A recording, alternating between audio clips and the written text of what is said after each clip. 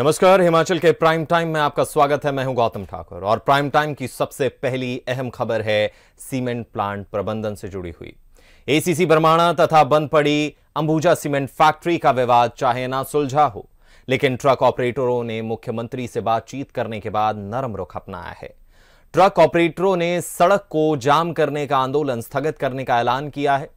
कारण यह है कि मीटिंग के दौरान मुख्यमंत्री ट्रक ऑपरेटरों को यह समझाने में सफल रहे कि राज्य सरकार लगातार इस मामले को सुलझाने का प्रयास कर रही है। हम आपको बता दें कि बीते कल की बैठक में ट्रक ऑपरेटरों ने अपनी प्रस्तावित दरों को राज्य सरकार के समक्ष रखा। लिखित तौर पर दी गई माल भाड़े की दरें 10 रुपए 20 पैसे बताई जा रही हैं। इसी आधार पर अब राज्य सरकार की फैक्ट्री प्रबंधन से बातचीत होगी तथा उन्हें इस बात के लिए सहमत करवाने का प्रयास किया जाएगा कि भविष्य में 10 रुपए 20 पैसे के माल भाड़े पर सीमेंट ढुलाई जो है वो करवाई जाए। इसमें दिक्कत यह आ रही है कि अडानी ग्रुप किसी भी स्थिति में 2 अंकों में माल भाड़े को तय करने के लिए तैयार नहीं है। इसे देखते हुए अब सरकार सख्त रुख अपनाने के मूड में भी दिखती है। संकेत ये मिले हैं कि यदि सीमेंट प्रबंधन यानी अडानी ग्रुप इसी जिद पर रहा तो सोमवार के बाद राज्य सरकार दोनों कंपनियों को नोटिस भी जारी कर सकती है। बहुत ही संवेदनशील मामला और इस मामले पर ज्यादा जानकारी के लिए हमारे साथ हमारे स्थानीय संपादक विजयपुरी जी जुड़ गए हैं। नमस्कार सर। नमस्कार सर, मीटिंग के दौर लगातार चल रहे हैं, सीएम सुक्खू से भी बातचीत हो गई, दरें भी दे दी गई, अब क्या?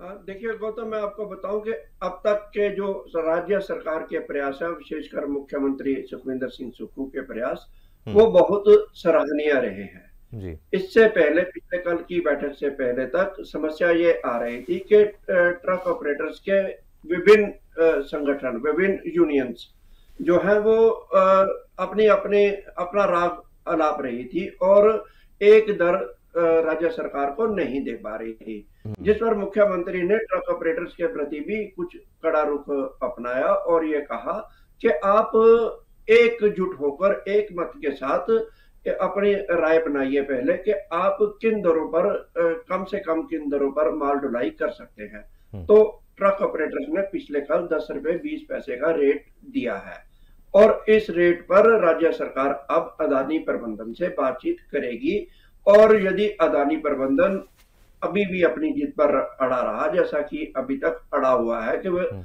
2 डिजिट्स में जो है वो इससे अधिक माल भाड़ा नहीं देने को तैयार है, तो ऐसी परिस्थितियों में यदि अड़ा रहा तो उसके बाद राज्य सरकार सख्त कदम उठा सकती है और वो कदम ये हो सकता है कि लीज रद्द कर दी जाए। इसके लिए शायद राज्य सरकार ने कानूनी विशेषज्ञों से राय भी ले ली है। तो सर, लीज रद्द करने का सीधा सीधा मतलब यही निकल कर आता है कि प्लांट बंद रहेगा, यानी कि अभी भी प्लांट बंद है, लीज रद्द होती है तो वो प्रबंधन उसे चला नहीं पाएगा तो प्लांट बंद। क्या सरकार इसे अपने अंडर में लेगी अगर ऐसा होता है तो?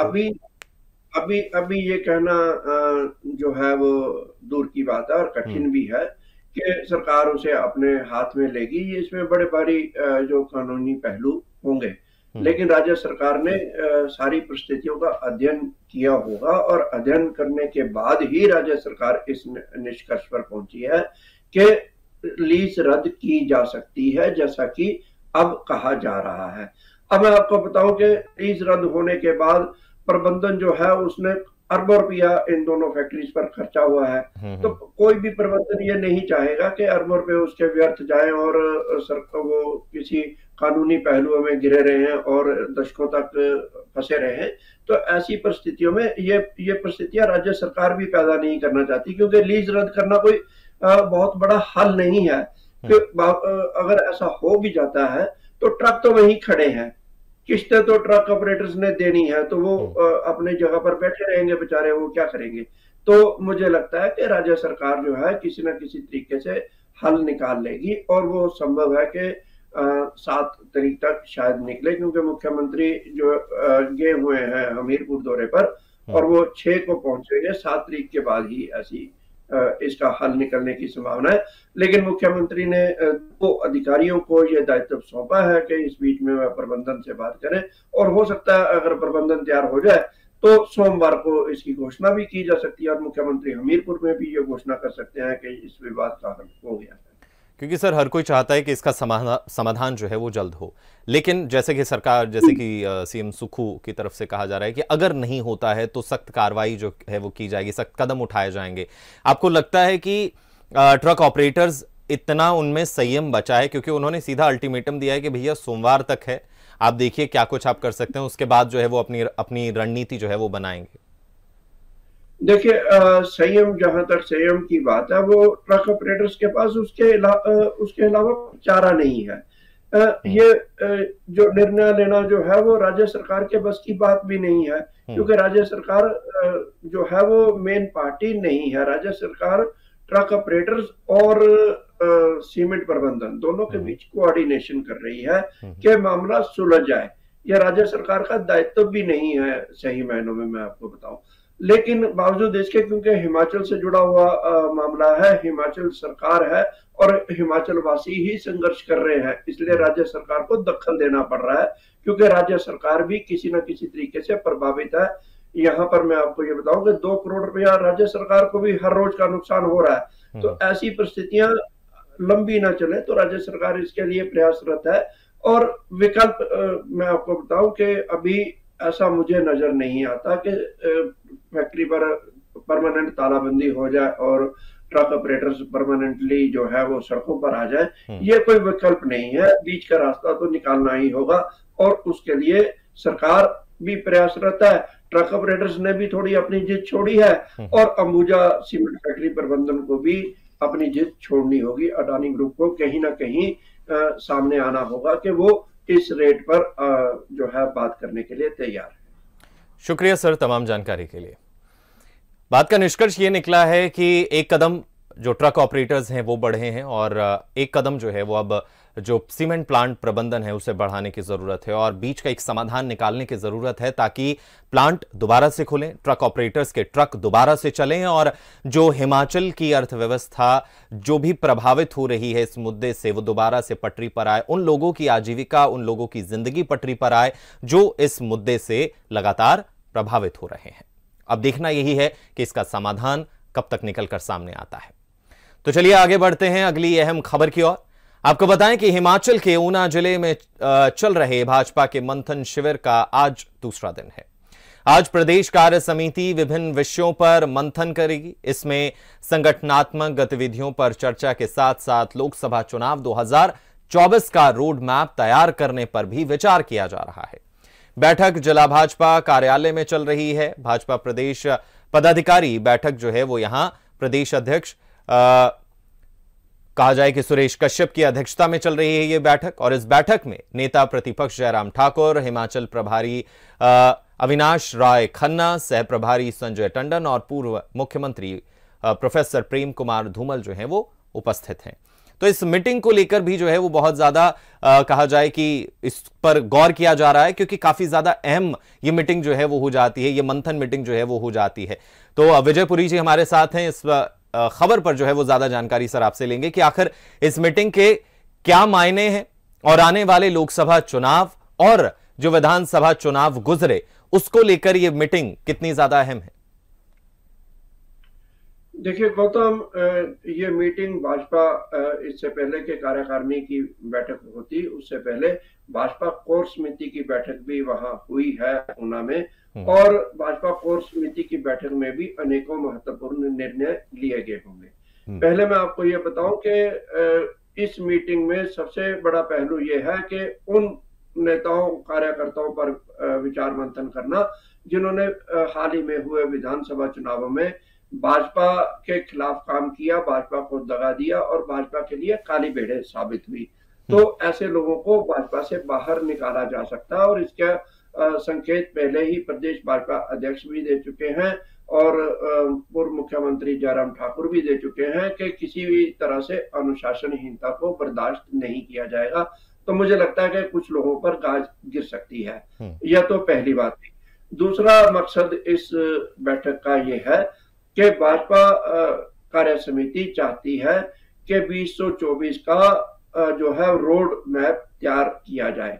इसे देखते हुए भाजपा के राष्ट्रीय उपाध्यक्ष सौदान सिंह भी इस बैठक में भाग ले रहे हैं और उन्होंने सख्त निर्देश भी दिए हैं कि ऐसा रोड मैप तैयार किया जाए जिससे आने वाले समय में भाजपा का कार्यकर्ता जो है बूथ स्तर पर जो है वो मतदाता को प्रभावित कर सके और मतदाता जो है उनकी बात सुने और प्रधानमंत्री नरेंद्र मोदी की कार्यप्रणाली और उनकी नीतियों पर चर्चा हो और अल्टीमेटली भाजपा का जनाधार बढ़े।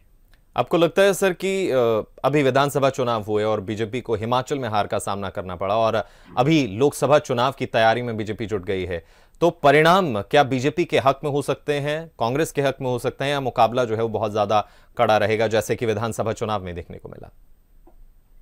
देखिए गौतम, चुनाव जो है वो कोई भी राजनीतिक दल जो है वो हल्के से नहीं लेता है। तो चुनाव हमेशा गंभीरता से लिए जाते हैं और भाजपा और कांग्रेस प्रदेश के दोनों मुख्य दल हैं। अभी आप जो है वो राज्य में जनाधार नहीं बना पाई है। तो ऐसे में मैं ये कहूंगा कि आने वाले समय में भाजपा और कांग्रेस दोनों ही लोकसभा चुनावों की तैयारियों में जुट जाएंगे।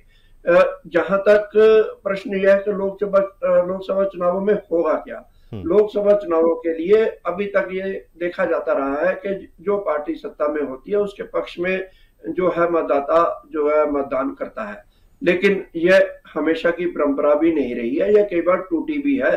पूर्व मुख्यमंत्री वीरभद्र सिंह थे मुख्यमंत्री, उनके समय में चारों की चारों लोकसभा सीटें जो हैं वो कांग्रेस को भाजपा को चली गई थी। इसी तरह से अभी हाल ही में चुनाव हुए थे, उपचुनाव, एक लोकसभा सीट पर और 3 विधानसभा सीटों पर।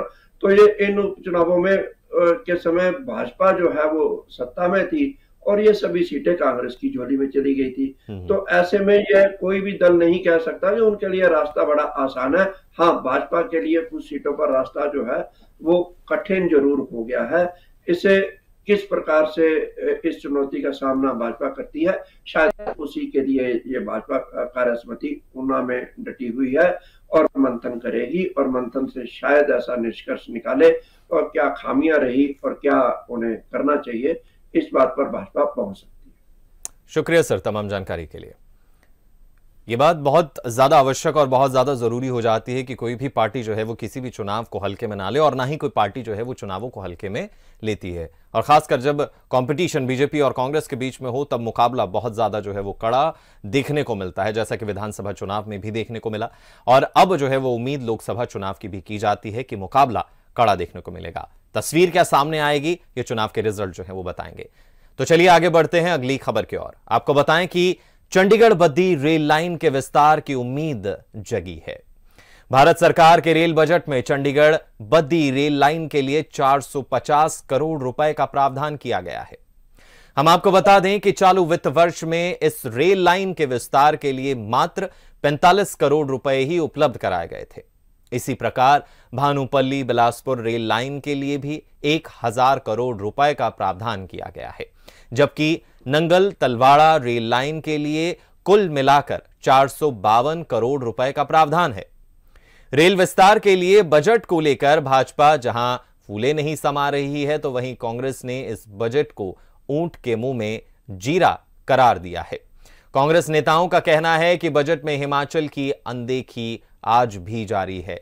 तो ये बजट तो जरूर आया है, लेकिन इस बजट को जो है वो कांग्रेस लगातार कह रही है कि ऊंट के मुंह में जीरा है, जबकि बीजेपी, हिमाचल बीजेपी इसे सराहा रही है। विजयपुरी जी हमारे साथ हैं ज्यादा जानकारी के लिए। तो सर, हिमाचल में रेल व्यवस्था की बात की जाए और जो रेल व्यवस्था को ये बजट दिया गया है उसके बारे में क्या कहेंगे? देखिए गौतम, इसमें कोई शंका वाली बात नहीं है कि हिमाचल के साथ रेल विस्तार के मामले को लेकर आरंभ से ही भेदभाव होता रहा है, हिमाचल के हितों की अनदेखी होती रही है। मैं आपको बताऊं कि आजादी के बाद से लेकर अब तक लगभग 50 किलोमीटर जो है लंबी रेल लाइन हिमाचल में बिछी है, जो कि नामात्र है। हिमाचल के अनेकों महत्वपूर्ण क्षेत्र हैं जो अभी तक रेल विस्तार से अछूते हैं। अब आप देखिए कि पिछले लगभग 2.5 दशक से मैं देख रहा हूं कि नंगल तलवाड़ा रेल लाइन को आरंभ करने की बात की जा रही है और पूर्व में प्रधानमंत्री मनमोहन सिंह आए थे, उन्होंने भी इसके लिए पैकेज अनाउंस कर दिया था, मिला कुछ नहीं। इसके बाद लगातार घोषणा होती रही कि अगले साल तक ये रेल विस्तार हो जाएगा। अभी भी जो जिस प्रकार से यहाँ नंगल तलवाड़ा रेल लाइन को पैसा मिला है, उससे लगता नहीं कि अगले साल भी ये रेल लाइन पूरी बन पाएगी। ऐसे ही परिस्थितियां जो है वो भानुपल्ली बिलासपुर की भी है। भानुपल्ली बिलासपुर को पूरे करने का टारगेट जो है वो 2024 रखा गया है, लेकिन जिस हिसाब से वहां पैसा आवंटित हुआ, मुझे लगता है कि कुछ पैसे की और जरूरत होगी, और यदि भारत सरकार टारगेट को पूरा करना चाहेगी तो शायद और बजट दिया जाएगा। इसी तरह से मैं आपको बताऊं कि रेल विस्तार के मामले में बद्दी और चंडीगढ़ ये महत्वपूर्ण कदम है बद्दी चंडीगढ़ के लिए। बद्दी हिमाचल प्रदेश का प्रमुख औद्योगिक क्षेत्र है। यदि 450 करोड़ रुपए की सहायता से इसका निर्माण कार्य आरंभ होता है तो आने वाले 1-2 सालों में बद्दी चंडीगढ़ रेल लाइन का निर्माण कार्य पूरा हो सकता है, और ये बद्दी के लिए मील पत्थर साबित होगा। बद्दी के औद्योगिक क्षेत्र को इससे बहुत ज्यादा बल मिलेगा, और बद्दी का पर्यावरण प्रदूषण और ये इन सभी में भी बहुत ज्यादा सुधार होगा। यहाँ तक कि इसके रास्ते में भी सुधार होगा, क्योंकि अभी तक जो है वो औद्योगिक क्षेत्र के ट्रकों के कारण यहाँ पर अत्यधिक प्रदूषण है, और इस बात को हिमाचल सरकार सहित हरियाणा सरकार भी अब स्वीकार करने लगी है। तो सर, आपका एक्सपीरियंस क्या कहता है कि हिमाचल प्रदेश में जो रेलवे है उसके विस्तार की हिमाचल प्रदेश को कितनी दरकार है? देखिए, हिमाचल में रेल विस्तार की अत्यधिक दरकार है, इसमें कोई शंका वाली बात नहीं है। भानुपल्ली बिलासपुर रेल लाइन जो है उसको किसी भी स्थिति में लेह तक पहुंचाया जाए, इसकी अत्यधिक मांग है। ये मांग सामरिक दृष्टि से भी है। रक्षा मंत्रालय भी इस बात को मानता है कि चाइना से मिले खतरे को देखते हुए यदि लेह तक रेल लाइन बिछा दी जाती है, और इसका सर्वे भी हो चुका है, तो भारत की सेना को अत्यधिक फायदा होगा। सेना के शस्त्र वहां पहुंच पाएंगे, सेना यथाशीघ्र वहां पहुंच पाएगी, और ये रेल विस्तार के लिए ये अहम क्षेत्र है। दूसरा, मैं आपको बताऊं कि हमारे मंत्री हैं सूचना प्रसारण मंत्री अनुराग ठाकुर, तो उनका ये ड्रीम प्रोजेक्ट रहा है कि हमीरपुर तक रेल पहुंचाई जाए। इसका सर्वे भी हुआ, थोड़ा पैसा भी आवंटित हुआ था, और अब इस रेल लाइन का निर्माण कार्य भी होना जरूरी है। काला अम्ब हमारा जो है वो तीसरा प्रमुख औद्योगिक क्षेत्र है, इसको भी अंबाला से जोड़े जाना प्रस्तावित है, तो यहाँ भी विस्तार किया जाना बाकी है। इस तरह हिमाचल के अनेकों क्षेत्र हैं गौतम, जहां पर रेल को पहुंचाया जाना चाहिए, ताकि हिमाचल में जहां उद्योगों को बढ़ावा मिल सके, वहीं पर आधारभूत सुविधाएं भी पनपे भी, और इसके अलावा रेल विस्तार होने के साथ पर्यटन का विकास होता है, यह तो निश्चित ही बात है। शुक्रिया सर तमाम जानकारी के लिए। ये बात बिल्कुल सही और निश्चित है कि जहां भी रेल का विस्तार जो है वो पुख्ता तौर पर होता है और ज़्यादा जो है वो किया जाता है, उसको औद्योगिक क्षेत्रों को बहुत ज़्यादा लाभ होता है, और औद्योगिक क्षेत्रों को लाभ होने का मतलब है कि उस देश की फाइनेंशियल कंडीशन जो है वो और ज़्यादा ठीक होती है, इंप्रूव होती है। अब देखना यही है कि हिमाचल को ये रेल विस्तार कब जो है वो मिल पाता है। तो चलिए आगे बढ़ते हैं अगली अहम खबर की ओर। आपको बता दें कि प्रदेश की सुखविंदर सिंह सुक्खू सरकार अपनी तीसरी गारंटी योजना को जो है वो सिरे चढ़ाने के लिए काम कर रही है। शनिवार को कैबिनेट की उप समिति की बैठक हुई। इस बैठक में महिलाओं को 1500 रुपए मासिक पेंशन देने का खाका तैयार किया गया। बैठक में सामाजिक न्याय एवं अधिकारिता मंत्री धनीराम शांडिल ने जो है वो प्रेस वार्ता भी आयोजित की। उन्होंने बताया कि नारी सम्मान योजना के तहत 10,53,021 महिलाओं को हर महीने 1500 रुपए दिए जाएंगे। बैठक हिमाचल प्रदेश सचिवालय में जो है वो आयोजित की गई। तो चलिए आगे बढ़ने से पहले आपको ये भी सुनाते हैं धनीराम शांडिल ने इसके साथ साथ और क्या कुछ कहा है। और इसमें हमारे पूरे प्रदेश में हमारी 18 से 59 वर्ष की महिलाओं की कुल जनसंख्या 22,40,492 है। इसमें जिनके पास हमने जो हमारे आधार कार्ड या राशन कार्ड जो भी आधार थे इसके लिख के ब्लॉक डेवलपमेंट ऑफिसर्स ने बड़ी सहायता की हमारी, और सभी ऑफिसर साहबान मौजूद थे इसमें। तो इसमें कुल पात्र महिलाओं की जो संख्या बनती है जिनको मिलनी चाहिए ये राशि, वो बनती है as on today 10,53,021। I repeat, 10,53,021।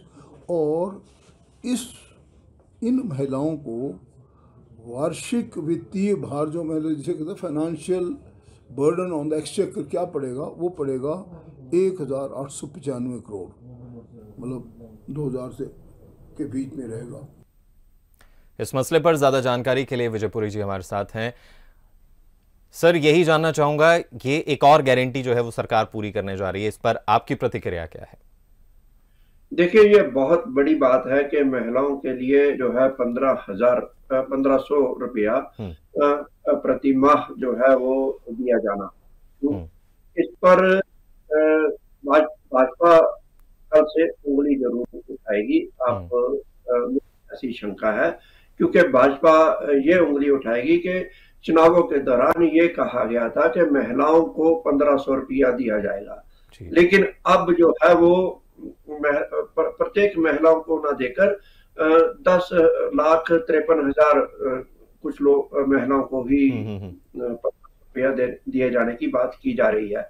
लेकिन सरकार यहाँ पर सही है। मैं आपको बताऊं, सरकार सही इसलिए है कि अनेकों महिलाएं हैं जो सरकारी नौकरी में हैं, अनेकों महिलाएं हैं जो राज्य सरकार की सरकारी नौकरी में नहीं है, लेकिन किसी न किसी तरीके से उनके पास रोजगार है जो असहाय नहीं कही जा सकती। तो कुल मिलाकर राज्य सरकार ने जो 2 अभी तक बैठकें हुई हैं सब कमेटी की, और दोनों बैठकों में जो निष्कर्ष निकाला है, राज्य में 10,53,000 कुछ महिलाएं हैं जिनको जो है वो 1500 रुपया दिया जाना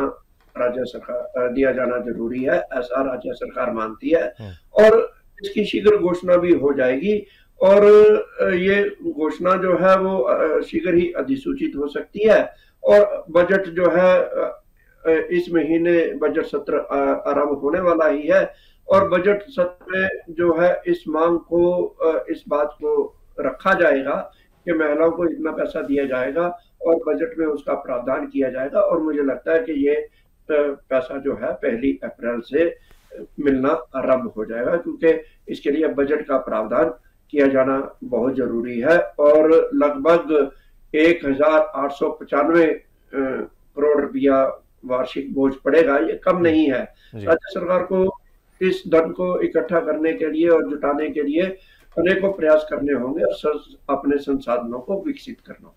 जी, जो वादे किए हैं उनको पूरा करने के लिए मेहनत तो करनी पड़ेगी। दूसरी ओर मैं ये कहना चाहूंगा सर कि जब ये चुनावी वादे किए जा रहे थे तो सभी महिलाएं इसमें ऐड थी, लेकिन अब जब ये वादे पूरे होने की ओर अग्रसर हो रहे हैं तब उसमें एक स्टार लगा हुआ सा नजर आ रहा है कि टर्म एंड कंडीशंस अप्लाई। देखिए, वो तो मैं आपको ये बताऊं कि ये जब चुनावी वादे किए जाते हैं तो उसके लिए एक शब्द दिया जाता है कि सभी के महिलाओं को दिया जाएगा। कांग्रेस अब ये कहेगी कि उन्होंने ये कभी नहीं कहा कि सभी महिलाओं को दिया जाएगा। ऐसे जुमले हम भारत सरकार की तरफ से भी सुनते रहे हैं, और ये हिमाचल सरकार भी करेगी, और ये महिलाएं भी जानती थी। अब और ये होना भी चाहिए। और जो सरकारी नौकरी में महिला है, जिसको 60-70 हजार रुपया तनख्वाह मिल रही है, लाख रुपया तनख्वाह मिल रही है, या 20,000 रुपया तनख्वाह मिल रही है, वो 1500 रुपए मासिक की मोहताज नहीं है, ऐसा मेरा मानना है। और ऐसा उन महिलाओं का भी मानना है कि जब वो कमा रही हैं, खा रही हैं, तो उन्हें ये 1500 रुपए की मासिक पेंशन की जरूरत नहीं है। ये पैसा असहाय महिलाओं को भी दिया जाना चाहिए, जिनको आवश्यकता है इस पैसे की, जिनके लिए ये 1500 रुपए मायने रखते हैं। और ऐसे लोगों को चिन्हित करना, ऐसी महिलाओं को चिन्हित करने का राज्य सरकार का प्रयास जो है वो बहुत बेहतर रहा है, और आने वाले समय में इसको ऐसे प्रयास रंग लाएंगे और महिलाओं को पैसा मिलना आरंभ हो जाएगा। शुक्रिया सर तमाम जानकारी के लिए। ये बहुत जरूरी है कि सरकार ने जो अपने चुनावी वक्त में वादे किए उन्हें पूरा करे। अब कहा जाए कि कांग्रेस की सुक्खू सरकार का कि कुछ सफर तय किया है, लेकिन एक लंबा सफर अभी बाकी है तय करने के लिए, यानी कि कुछ वादे पूरे करने के लिए कदम उठाए गए हैं, लेकिन अभी लंबी गारंटियों की लिस्ट जो है वो पड़ी है, जिसे इन 5 सालों में सुक्खू सरकार को पूरा करके दिखाना होगा। क्योंकि हिमाचल की जनता देखती है, सुनती है और परखती है और उसके बाद वोट की पावर का इस्तेमाल करती है। तो अब देखना यही होगा कि सुक्खू सरकार ने जो वादे किए चुनावी बेला में, उन वादों को किस हद तक, किस तरीके से और किन स्टार्स के साथ यानी टर्म्स एंड कंडीशन के साथ पूरा किया जाता है। तो फिलहाल आज के प्राइम टाइम में इतना ही। मुझे यानी गौतम ठाकुर को दीजिए इजाजत और हिमाचल की खास खबरों के लिए बने रहिए हिमाचल टुडे के साथ।